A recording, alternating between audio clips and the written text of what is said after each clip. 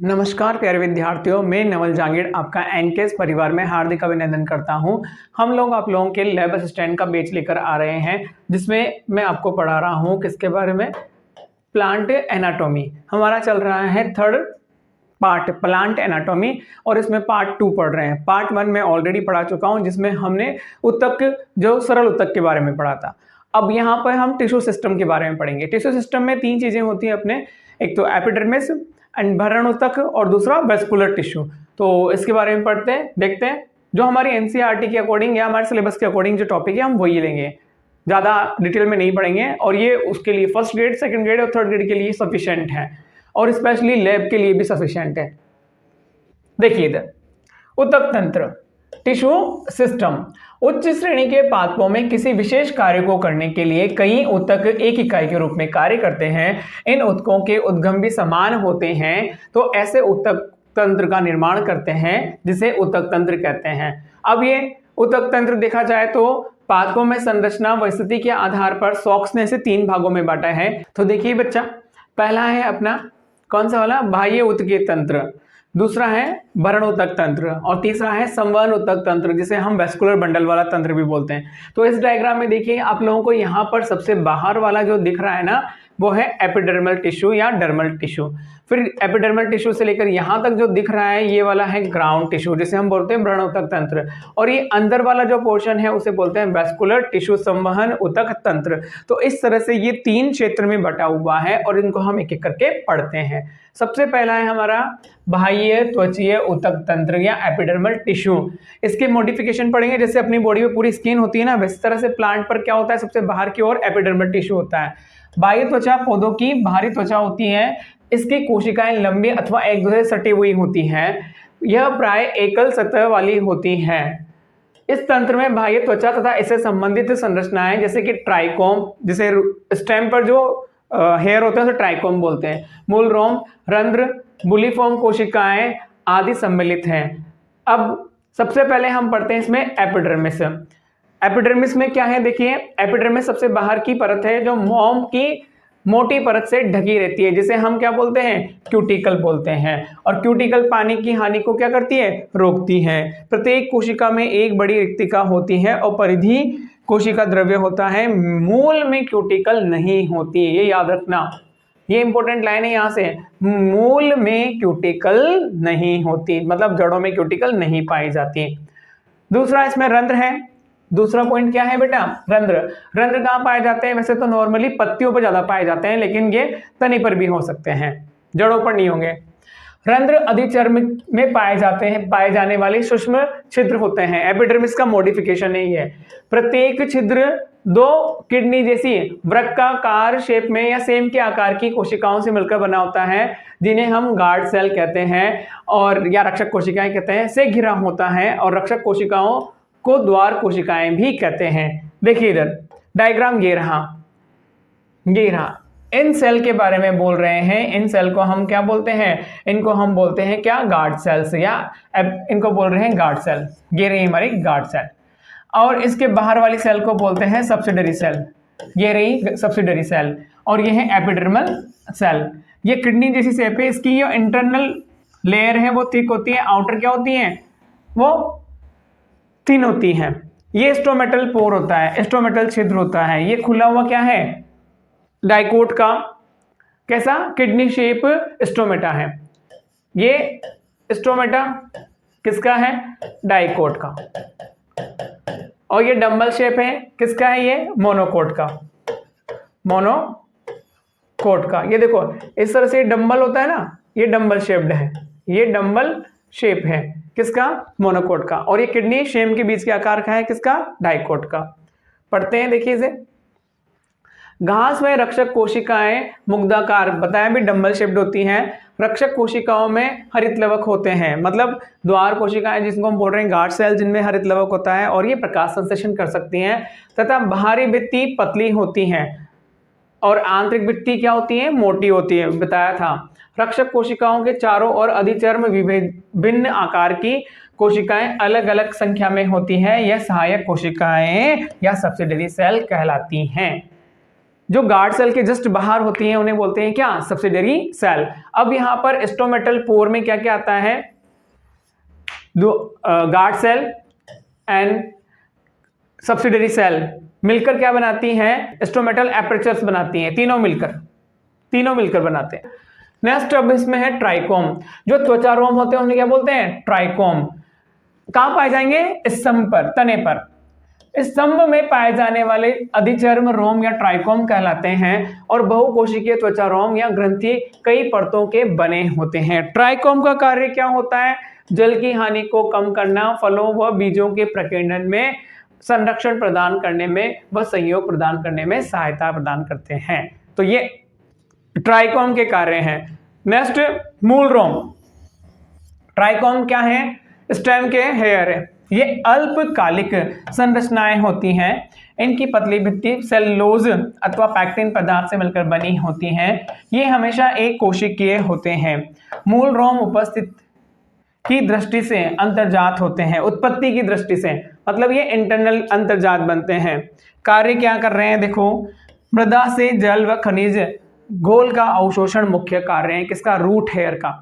Plant में जो mineral और न्यूट्रिशन एब्जॉर्ब किए जाते हैं वो रूट हेयर की वजह से ही किए जाते हैं, और जिनमें रूट हेयर नहीं होते उनमें माइकोराइजा होता है। क्या होता है बेटा, माइकोराइजा। नेक्स्ट भरण ऊतक, दूसरे नंबर का क्या है बेटा, भरण ऊतक। और ये सबसे बड़ा ऊतक तंत्र है एक तरह से। तो एपिडर्मिस से लेकर वेस्कुलर बंडल तक जो भी होगा ना वो सब कौन सा होगा, ग्राउंड टिश्यू। और इसको ध्यान से पढ़ना, इस ऊतक तंत्र में हाइपोडर्मिस, वल्कुट, एंडोडर्मिस, परिरंभ, मज्जा किरणें आदि सम्मिलित हैं। बस इसमें क्या नहीं है, ओनली वेस्कुलर बंडल नहीं है। इसे आधारीय ऊतक तंत्र भी कहते हैं। पर्ण में भरक ऊतक तंत्र हरित लवक युक्त पर्ण मध्योतक होता है। भरण ऊतक तंत्र में अनुक्षेत्र का वर्गीकरण। अब इसका वर्गीकरण देखो, किसका, भरण ऊतक का।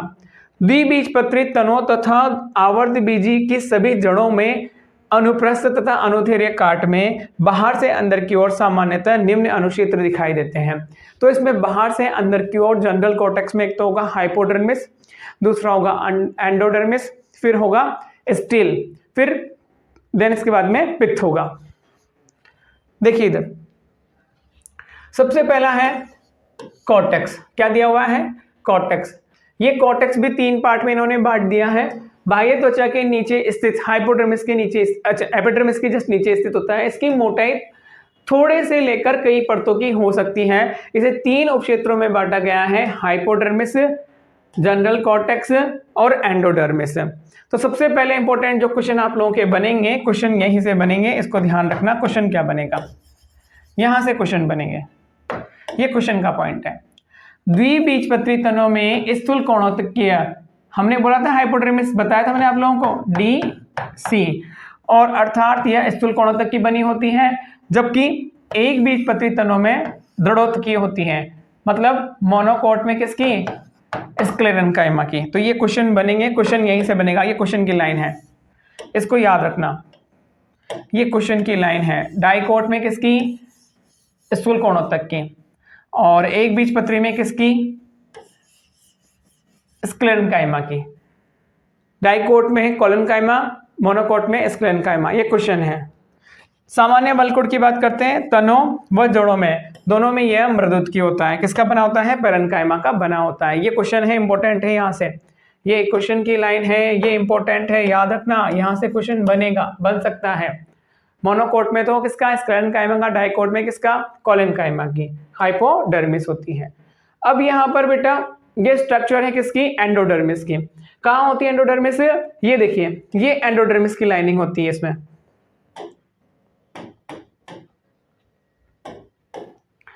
ये जनरल कॉर्टेक्स और ये है एंडोडर्मिस। ये वाली सेल क्या होती है, एंडोडर्मिस होती है। तो इन एंडोडर्मिस पर कहीं ना कहीं हम बोलते हैं क्या होता है, सुबेरिन का डिपोजिशन होता है। और सुबेरिन क्या करता है, वाटर के लिए इम्परमेबल होता है। तो इनको हम बोलते हैं कैस्पेरिन स्ट्रिप। लेकिन कौन सी वाली पे नहीं होता, जो जस्ट ये क्या है, वेस्कुलर बंडल, ये वाली, ये जाइलम वाली है, इनके सामने डिपोजिशन नहीं होता, तो ये वाटर इस तरह से मूव करता हुआ ओनली इसके सामने वाली जाइलम के सामने वाली सेल से एंटर कर जाता है और इनको पैसेज सेल बोलते हैं। इनको क्या बोलते हैं? पैसेज सेल, जिनसे पानी एंटर करता है। तो यहाँ पर देखो ये पाथवे थ्रू सिम्प्लास्ट और एपोप्लास्ट, ये तो आपको बाद में बताएंगे वो मिनरल न्यूट्रिशन वाले चैप्टर में, लेकिन ये याद रखना कि जो प्रोटोजाइलम वाली सेल होती है ना, वहीं से पानी ट्रांसफर होता है। कहाँ से? उनके सामने वाली से, इनसे और इनसे नहीं होता। और ये जो क्या है? कैस्पेरियन स्ट्रिप है। ये क्या है? कैस्पेरियन स्ट्रिप ये रही है। एंडोडर्मल सेल कैसी होती है? ढोलकाकार। अभी एक और डायग्राम बताएंगे आप लोगों को, देखो इधर।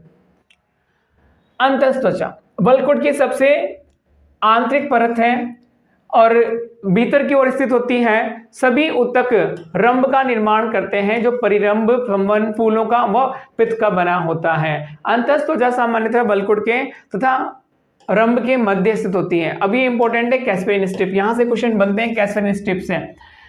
ये क्वेश्चन की लाइन है, क्या है ये? क्वेश्चन है कैस्पेरियन स्ट्रिप के बारे में। एंडोडर्मिस भित्ति में कैस्पेरियन पट्टी नामक एक विशिष्ट स्थूल पट्टी पाई जाती है। यह स्थूल अंतःकोशिकीय मतलब एंडोडर्मिस कोशिकाओं के अरीय तथा स्पर्श रेखीय भित्तियों पर दिखाई देते हैं। और किसके होते हैं ये? मोमी अपारगम्य, जल के लिए अपारगम्य मोमीय पदार्थ सुबेरिन के निक्षेपण द्वारा बनती हैं। ये याद रखना, ये किसके द्वारा बनती है? सुबेरिन के। सुबेरिन का डिपोजिशन होता है तो उससे बनती है। ये इंपॉर्टेंट है, ये क्वेश्चन है यहाँ से। कारण अंतस्त्वचा जल के लिए क्या होती है? अपारगम्य होती है। लेकिन फिर जल ही नहीं जाएगा अंदर, लेकिन कहां से जाता है जल? जल वहां से जाता है प्रोटोजाइलम के सामने वाली कोशिकाओं से। दूसरा है पेरिसाइकिल। क्या है ये? उसके जस्ट अंदर आने वाला, एंडोडर्मिस के नीचे अंदर आने वाला क्षेत्र है। और एक बीजपत्री तनों में परिरंभ नहीं होता, और परिरंभ नहीं होता भाई, नहीं होता, ध्यान रखना, ठीक है। और परिरंभ के कार्य क्या है? द्विबीजपत्री जड़ों में परिरंभ विभेजोतकी बन जाता है। याद रखना कि जड़ों में एधा नहीं होती तो द्वितीय वृद्धि नहीं होनी चाहिए, लेकिन जड़ों में एधा नहीं होने के कारण द्वितीय वृद्धि तो होती है, लेकिन कौन कराता है? परिरंभ कराता है, क्योंकि ये पार्श्वीय जड़ें बना देता है, एधा का भाग बना देता है। यह एधा बले द्वितीयक ऊतकों का जन्म देती है और पार्श्व मूलों को भी जन्म देता है। पित्त यह मज्जा भी कहलाता है, और ये कहाँ कहाँ होता है ये भी इंपॉर्टेंट है। द्विबीजपत्री में तो दोनों में मिलेगा, द्विबीजपत्री तने में मिलेगा और जड़ों में मिलेगा, तथा एक बीजपत्री की जड़ों में मिलेगा, लेकिन तने में ये नहीं पाया जाता। देखो, एक बीजपत्री तने में पित्त को विभेदित नहीं किया जा सकता, क्योंकि वैस्कुलर बंडल पूरी तरह से क्या होते हैं? फैले हुए होते हैं। इसलिए ये याद रखना, द्विबीजपत्री जड़ या द्विबीजपत्री तना और एक बीजपत्री जड़, उनमें हम वैस्कुलर मंडल की बात करेंगे, लेकिन एक बीजपत्री मोनोकोट के स्टेम में पित्त की बात नहीं करेंगे, क्योंकि संवहन फूल कहाँ होते हैं? संपूर्ण तने में उपस्थित होते हैं, बिखरे हुए होते हैं। अब संवहन फूल वैस्कुलर बंडल, इनको हम बोलते हैं वैस्कुलर बंडल। क्या बोलते हैं इनको? इनको बोलते हैं वैस्कुलर बंडल। इस तरह से अरेंज होते हैं ये वैस्कुलर बंडल, ये अरेंज हो रहे हैं वैस्कुलर बंडल। तो अंदर वाले को तो हम बोलते हैं जाइलम, बाहर वाले को बोलते हैं हम फ्लोएम। ये जो अरेंजमेंट है ये स्टेम में अरेंजमेंट है। किस स्टेम में है बेटा? डाइकोट का तना है ये डाइकोट का स्टेम है, डाइकोट स्टेम है ये। देखिए इधर, ये कितने प्रकार के होते हैं? उत्तक तंत्र प्राकेदा से उत्पन्न होता है। जाइलम और फ्लोएम को सम्मिलित रूप से संवहन फूल कहा जाता है। संवहन फूल तंत्र भी कहते हैं। क्या बोलेंगे इसे? संवहन फूल तंत्र भी कहते हैं। संवहन फूलों के प्रकार, हमारे पास में 3 प्रकार के संवहन फूल होते हैं। एक तो होता है रेडियल, एक है कॉन्जॉइंट और एक है कॉन्सेंट्रिक। 3 प्रकार के हैं हमारे पास में, अरीय, संयुक्त संवहन फूल और सकेंद्रीय। इसमें से क्वेश्चन बनता है बेटा, इसमें से क्या बनता है? क्वेश्चन बनेगा, ये इंपॉर्टेंट है। यहां से देखिए इधर क्वेश्चन देखिए। सबसे पहला तो रेडियल, अरीय, ये कैसा होता है बेटा? ये है हमारा जाइलम और ये है फ्लोएम। एक रेडियस ये है, एक रेडियस ये है। जब अलग अलग रेडियस पर होते हैं तो इसे बोलते हैं अरीय। और ये कहाँ मिलता है? जड़ों में मिलता है। कहाँ मिलता है? जड़ों में। लेकिन अपवाद स्वरूप मूली, गाजर, चुकंदर और सलजम में संवहन फूल संयुक्त संपार्श्विक होते हैं। ये याद रखना। कैसे होते हैं? संयुक्त संपार्श्विक। दूसरा संयुक्त कॉन्जॉइंट, कॉन्जॉइंट में क्या है बेटा हमारे पास में दो हैं, कॉन्जॉइंट समपार्श्व, जब एक ही रेडियस पर हो लेकिन कैम्बियम प्रेजेंट हो तो इसको बोलते हैं ओपन, लेकिन कैम्बियम प्रेजेंट नहीं हो तो इसको बोलते हैं क्लोज्ड। देखो ये है फ्लोएम, ये है जाइलम और ये है कैम्बियम, ये रही कैम्बियम, तो ये कैसा है हमारे पास में ओपन वैस्कुलर बंडल, ये है फ्लोएम, ये है जाइलम, इसमें कैम्बियम क्या है एब्सेंट, इसको बोलते हैं क्लोज्ड। जिसमें नहीं होती उसे क्या बोलते हैं क्लोज्ड, या फिर इसे क्या बोलते हैं अवर्दी, और इसको बोलते हैं वर्दी। अब ओपन किस में मिलते हैं ये इंपॉर्टेंट है, ये याद रखना, यहां से क्वेश्चन बनेगा।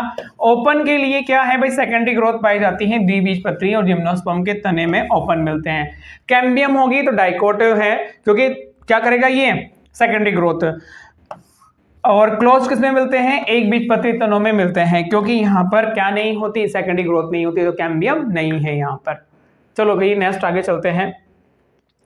संयुक्त कॉन्जॉइंट उभय फ्लोएम में वर्दी संवहनफुल, मतलब वर्दी का मतलब क्या है, कैम्बियम प्रेजेंट है, कैम्बियम प्रेजेंट है, इंपॉर्टेंट ये है, मतलब ये क्या करेगा सेकेंडरी ग्रोथ करेगा।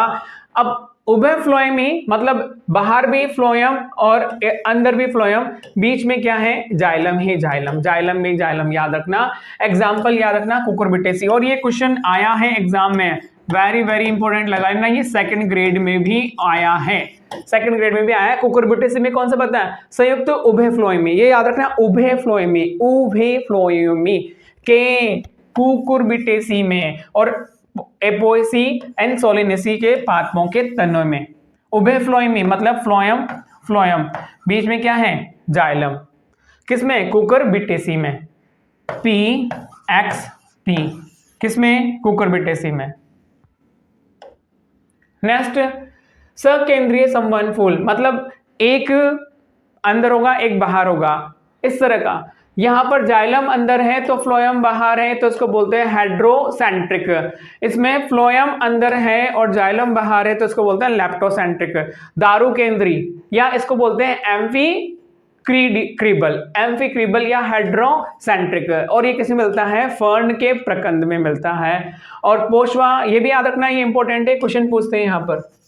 और ये किसका है, जिसमें हमारे पास में फ्लोएम कहाँ है सेंटर में, ये याद रखना, बस ये एक याद रख लेना, ये अपने आप याद आ जाएंगे। ड्रोसिना युक्का आदि में एक बीजपत्री तनों में ऐसा मिलता है। ड्रोसिना और युक्का में कौन सा मिलेगा लेप्टोसेंट्रिक, और फर्न में कौन सा मिलेगा हमारे पास में एम्फीक्रीबल, या फिर हम इसको बोलते हैं हेड्रोसेंट्रिक। फर्न मतलब क्या है दारू, दारू फन फन फन, दारू से क्या होता है फन होता है, दारू आते ही क्या होता है लोगों के बीच में फन हो जाता है, तो बस दारू केंद्री मतलब फन। ये सारे डायग्राम है हमारे पास में। सबसे पहला रेडियल जो रूट्स में होता है, फिर हमने पढ़ा कैंजॉइंट ओपन जो कैम्बियम प्रेजेंट है डाइकोट के स्टेम में होगा, देन क्लोज्ड है तो मोनोकोट के स्टेम में होगा, और ये हमने कुकुरबिटा में पढ़ा है, ये कुकुरबिटेसी में होगा, और हेड्रोसेंट्रिक और लेप्टोसेंट्रिक ये फर्न में होगा, ये ड्रोसिना और युक्का में होगा। इस तरह से यहाँ पर हमारे ये टिश्यू सिस्टम मैंने कंप्लीट करा दिया है आप लोगों को। अब क्वेश्चन भी आप लगाते रहना, क्वेश्चन मैं बाद में कराऊंगा, पहले इन थ्योरी करा दूं। जो भी डाउट हो आप मुझे बता देना। Thank you so much, comment करके। धन्यवाद।